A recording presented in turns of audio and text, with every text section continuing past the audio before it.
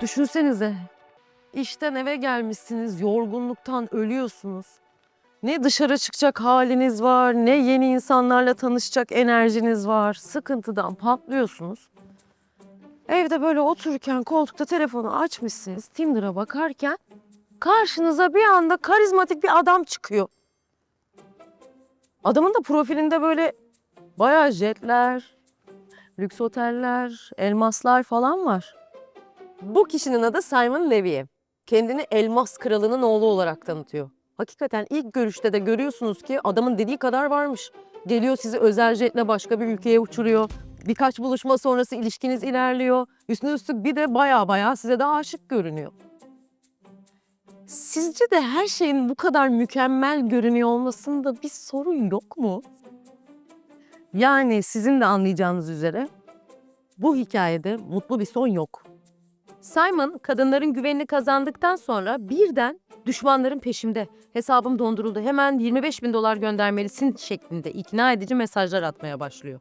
Ve siz de elmas kralı tabii ki onun için öderim sonuçta. Hem daha biz birlikte Maldiv'e gideceğiz diyerek parayı gönderiyorsunuz. Meğer tüm o jestler, lüks oteller başkalarından aldığı paralarla dönüyormuş. Hikayenin kurgu olduğunu düşünüyorsanız çok yanılıyorsunuz. Tinder avcısı olarak anılan Simon Levy gerçekten de dijital flört uygulamalarını kullanarak pek çok kadını dolandırdı. Sanırım swipe right yerine swipe alert desek yeridir.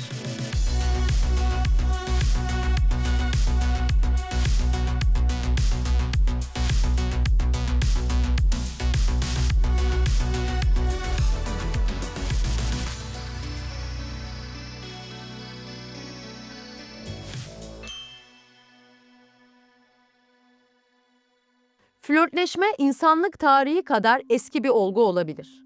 İnsanların birbirini tanıması için tarih boyunca çeşitli yollar bulduğunu biliyoruz. Ama flörtün dijitalleşme hikayesi çöp çatanlık ajanslarıyla başladı.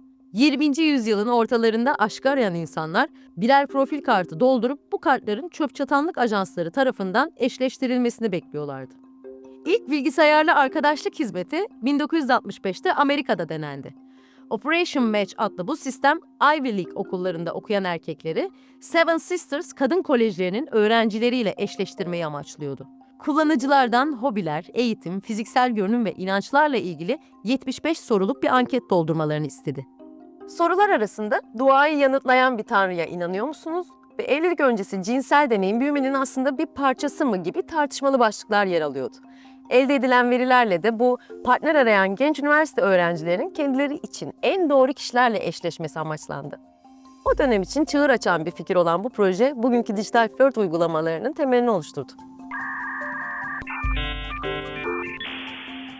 1990'larda internetin yaygınlaşmasıyla dijital tanışma uygulamalarında patlama yaşandı. 1995 yılında kurulan Match.com, insanların çevrim içi platformlarda aşkı arayabileceği ilk büyük çaplı girişim oldu. Bu yenilik, geleneksel çöp çatanlık ajanslarından çok daha geniş bir kitleye hitap etti ve yalnızca bir hizmet olmaktan çıkıp bir yaşam tarzına dönüştü. Ama esas devrim 2000'li yıllarda sosyal medyanın patlamasıyla yaşandı. Hatırlar mısınız eskiden MySpace, Facebook gibi profillerimiz vardı. Arkadaşlarımızla oradan sohbet ederdik. Hatta sadece arkadaşlarımızla da değil, potansiyel romantik partnerlerle de yazışma imkanımız oluyordu. Hatta size insanların yürümüyor olması da kendinizden şüphe etmenize yol açıyordu. Aşkın dijitalleşmesi, popüler kültürde de işlenen temalardan biri haline geldi. 1998 yapımı You Got Mail adlı film, e-posta yoluyla başlayan bir aşk hikayesini anlatır. Başrollerinde Meg Ryan ve Tom Hanks'in oynadığı bu romantik komedi, modern flört dünyasının ilk teknolojik adımlarını anlamak için bir mihenk taşı sayılır. Bugünse aşk hikayeleri, e-postalarla başlayıp kişilerin fotoğraflarını kaydırmaya dönüştü. 2012 yılında ünlü bir dijital flört uygulamasının piyasaya sürülmesiyle geleneksel veriye dayalı eşleştirme uygulamalarına hızlı bir alternatif geldi. Görsel odaklı kaydırma. Dijital flört uygulamalarıyla hayatımıza giren kaydırma kültürü, kullanıcıların bir profil fotoğrafına bakarak birkaç saniye içinde karar vermesini teşvik etti. Bu süreç kişilik ve derinlikten ziyade sadece görselliğe dayalı bir seçimdir. Tıpkı çevrim içi bir mağazada ürün seçmek gibi. Kullanıcılar kendileri için sunulan adayları hemen tüketip bir sonraki seçeneğe geçerler. Her kaydırma dopamin mekanizmasını harekete geçirdiği için beynin ödül sistemini uyarır. Bu da insanları tekrar tekrar kaydırmaya teşvik eder. Bugün dünya çapında en çok kullanılan dijital flört uygulamasına hızlı bir bakış atalım. Uygulamanın dünya genelinde tam 75 milyon aktif kullanıcısı var ve bu sayı her geçen gün artıyor. 2024 itibariyle 9,2 milyon kişi bu uygulamanın ücretli aboneliklerini kullanıyor. Peki en çok nerede popüler? Amerika 7,8 milyon aktif kullanıcıyla listenin zirvesinde. Tabii ki bu uygulama en çok gençlerin favorisi. Kullanıcıların %61,2'si 18-34 yaş aralığında. Yani Z kuşağı ve genç Y kuşağı bu işin başını çekiyor. Şimdi bu uygulamaları daha çok erkekler kullanıyor. Kadınlar için hala özellikle Türkiye gibi ülkelerde bir stigma. Batı'da da öyle. Zaten bu uygulamaların piyasa girişi oldukça düşük. Yani en yüksek olduğu ülkeler Kanada, Amerika, İngiltere'de bile yetişkinlerin %17'si falan kullanıyor. Türkiye gibi ülkelerde bu işte daha 5-6 gibi, %5-6 gibi oranlarda. Çok küçük şehirlerde, işte Kars, Ardahan, Burdur gibi şehirlerde yani birkaç yüzü geçmiyor. Çünkü o küçük şehir ortamında insanlar hani kendi profilleriyle, fotoğraflarıyla o uygulamalarda gözükmekten daha fazla rahatsızlık hissediyor. Dediğim gibi erkekler daha çok kullanıyor. Tinder'da bu oran daha yüksek. Erkeklerin işte %70 civarında bir kullanım oranı var. Kadınların işte %30 gibi. Bumble'da biraz daha dengeli. Biraz daha 55-45'e yakın gibi. Bumble'a feminist dating app deniyor daha çok. Para verenler de daha çok erkekler. Yani Tinder gelirinin %85'ini erkeklerin üyeliklerinden elde ediyor. Kadınların abone olma ihtimali çok daha düşük. Çünkü başta da dediğim gibi çok da gerek de yok. Her kaydırdığınız match oluyorsa ekstra bir şey satın almanıza, uygulama içi satın alma yapmanıza, işte o gül göndereyim, bilmem ne göndereyim, boost alayım, bunlara gerek olmuyor kadın için. O yüzden erkekler Tinder'a, Bumble'a para kazandırıyor. Peki erkekler bu uygulamalara neden para veriyor? Sebebi daha fazla kadın profili görmek. Çünkü freemium kullanırken işte o 20 ile kısıtlı, 100 ile kısıtlı. 100 kere kaydırdıktan sonra günlük hakkınız bitiyor. Daha fazla görmek istiyorsanız uygulamaya abone olmanız gerekiyor. İşte 100 lira, 200 lira değişik katmanlarda abonelikler var. Dolayısıyla aslında Bumble, Tinder ve diğerleri kadın profillerini erkeklere satarak para kazanıyor. Dijital flört uygulamaları insanın aşkı daha kolay bulabilmesi için ortaya çıktı.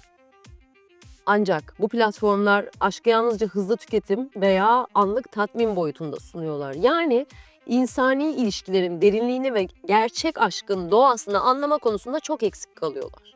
Pablo Neruda şöyle yazmıştı. Hangi yollardan geçip de vardın gönlüme? Seni bazı karanlık şeylerin sevildiği gibi seviyorum. Gizlice, gölgeyle ruh arasında. Nerede bu aşk diyenlere? Pablo Neruda'nın da dediği gibi aşkın gönlümüzde yer edinmesi için bazı çetrefilli yollardan geçmesi gerek. Öyle çetrefilli ki bu yollar. Bazen sevdiğimiz insanı tüm karanlığıyla, hatta ona rağmen severiz. Bir insanla görüştükçe eğer ilk izlenimin negatif değilse giderek o insanı ısınıyorsun. Daha hem aşina oluyorsun hem de biz mesela sevdiklerimizi hep daha çekici görürüz. Neden? O insanların yüzleri çok tanıdıktır. O insanların hakkında daha fazla detay biliriz. O yüzden onları daha pozitif hale getirir bu. Şimdi biz bir insanla yüz yüze tanıştığımızda birikiyor bütün deneyimler ve o insanla ilgili daha fazla şeye sahip oluyoruz. Daha fazla izlenime sahip oluyoruz aslında. Online dating'de neredeyse hiçbir izlenime sahip olmadan fiziksel görüntü dışında bir sonrakine geçiyoruz. Bu da şuna da yol açıyor başka bir yerden. İlişki bir şekilde diyelim ki ben buluştum bu insanla ya da buluşmuyorum, sadece mesajlaşıyorum. İyi gitmiyor. Niye bununla vakit harcayayım ki? Bir sürü var daha. Sonsuz seçenek illüzyonu. İnsanların ilişkilerini değiştirmek yerine sürekli yeni eşleşmeler aramaya iter. Gül bahçesinde en iyi gülü bulmaya giden kadının yolun sonuna vardığında kuru bir güle kalma hikayesini hepiniz biliyorsunuzdur. Dijital flört uygulamalarında hep ya daha iyisi varsa diye düşünülür. Haklı. Seçeneği çok. Kaydır. Gelsin yenisi gelsin kaydır. Bu durum bağlanma duygusunu zayıflatır. Gerçek tatmin yerine daha fazla yalnızlık hissetmeye yol açar. 38 yaşında bir aktris ve yazar olan Susan Mutezi, 8 yıl boyunca Bumble ve Hinge gibi uygulamalar aracılığıyla 1000'den fazla kişiyle bir araya gelip buluştu. Ancak hiç kalıcı bir ilişki kuramadı. O hala yüksek standartlarını koruyor ve hayal kırıklığına uğradığında randevularına otomatik e-posta reddetmeleri gönderiyor. Zorluklara rağmen Susan iyimser olmaya devam ediyor. Buluşmayı tam zamanlı bir iş olarak görüyor ve bu uygulamalarda gerçek aşk arayışına devam ediyor.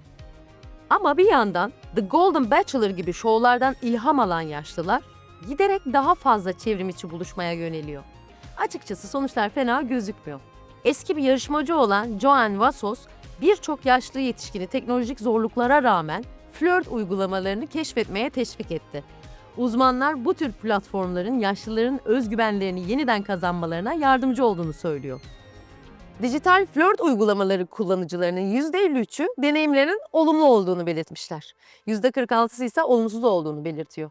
İyi gitme ihtimali yani %50. Pew Araştırma Merkezi'ne göre 2023'te ciddi ilişkiler veya evlilikler yaşayan kişilerin yalnızca %10'u partneriyle böyle dijital ortamlarda tanışmış. Dahası bir de işin ekonomik tarafı var. Yani gerçek yüzü. Mitolojide aşkın tanrısı Cupid'i bilir misiniz? Hani hedef aldığı kişilere aşk kokları atarak onları birbirine aşık ederdi. Dijital dünyada artık Cupid'lerin yerine popüler flört uygulamalarının girişimcileri aldı. Ancak onların okları artık altın veya gümüş değil. Algoritmalar, push bildirimleri ve premium üyelik paketleri. Girişimciler aşkı hedeflemek için zekice tasarlanmış uygulamalar yaratıyorlar. Algoritmalar eski Cupid'in oklarından çok daha hassas. Kullanıcıların yaşına, ilgi alanlarına ve hatta kaydırma alışkanlıklarına göre eşleşmeler öneriyor. Peki burada amaç ne? İnsanları sadece aşka değil, platformda kalmaya ve daha fazla etkileşim kurmaya yönlendirmek. Birçok flört uygulaması kullanıcıları çekmek için freemium modellerini benimser. Bu modelde temel özellikler ücretsiz sunulurken sınırsız kaydırma, gelişmiş filtreler veya profilinizi öne çıkarma gibi premium özellikler ücretli olarak sunulur.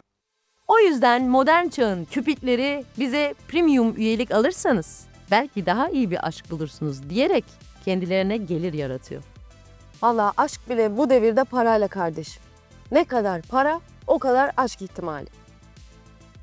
2022 yılında küresel çevrim içi flört pazarı 9,65 milyar Amerikan doları değerindeydi. Ve 2023'ten 2030'a kadar yıllık %7,4'lük bir büyüme oranıyla genişlemesi bekleniyor. Yani bu rakamlara bakacak olursak aslında dijital ekonominin içinde çok küçük bir pay bu. Öyle çok büyük şirketler olduğunu söyleyemeyiz. Karlı tabii ki, yani Tinder, Bumble gibi uygulamalar çok büyük bir sermaye yatırımıyla kurulmayan fakat kaydırma algoritmasıyla insanları aboneliğe yöneltip çok büyük paralar kazanıyorlar kendi içlerinde. Fakat hani endüstrinin totalinin çok büyük olduğunu söyleyemeyiz. Tabii online dating aslında bir nevi ilişkilerin fast food hali gibi, yani hızlı bir şekilde işte one night stand bulmaya çalıştığınız ya da çok hızlı bir şekilde zaten lokasyon bazlı çalışabiliyor. Yani onu 2 kilometreye düşürüp hemen bulduğunuz koşa koşa gidip buluşmak gibi şeyler yapabilirsiniz. Artık bir şeyleri net anlamalıyız. Bu uygulamaların dayandığı algoritmanın temel amacı bizi mümkün olduğunca uzun süre platformda tutabilmek. Ya bize bir özellik satacak ya da sürekli olarak karşımıza bir reklam çıkaracak. Çünkü kar etmelerinin başka bir yolu yok. Dayandıkları iş modeli tamamen bunun üzerine kurulu. Herkes 3 kaydırmada hayatının aşkını bulup giderse bu uygulamalar iflas eder. Gördüğünüz gibi aşkın karın doyurmadığı bir kez daha ortaya çıkmış oldu. Mesela Metaverse, dijital flörtün sınırlarını bilim kurgu filmlerini aratmayacak şekilde genişletti. VR gözlükleriyle kullanıcılar fiziksel mesafeleri aşarak sanal bir dünyada buluşabiliyorlar. İlk buluşmanız bir plajda olurken belki de ikinci buluşmanız bir uzay gemisinde olabilir. Kim bilebilir? Diyelim ki şansımız bu uygulamalarda yaver gitmedi. O zaman yapay zeka var. AI ile çalışan sohbet robotları ve sanal partnerler, duygusal bağlar kurmak isteyenlere alternatif bir yol sunuyor. Örneğin, Replika adlı uygulamada kendinize göre kişiselleştirilmiş bir yapay zeka partner yaratabilirsiniz.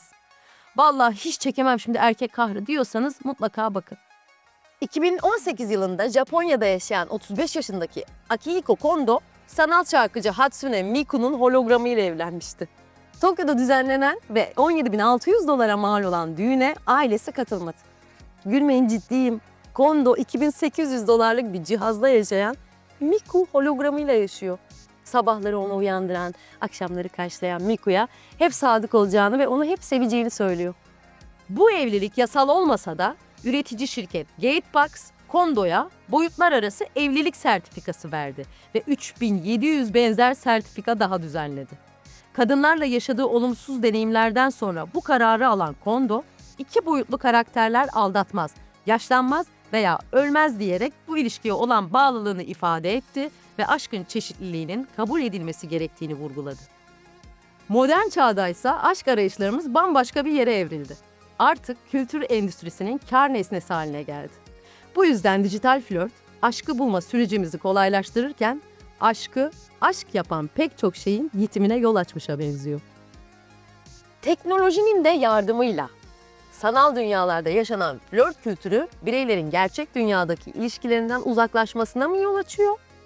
Yoksa insanlara yeni bağlantılar kurma fırsatı mı sunuyor? Aşkın algoritmalarla şekillendiği bu çağda insan ilişkisinin doğasını yeniden düşünmek gerek.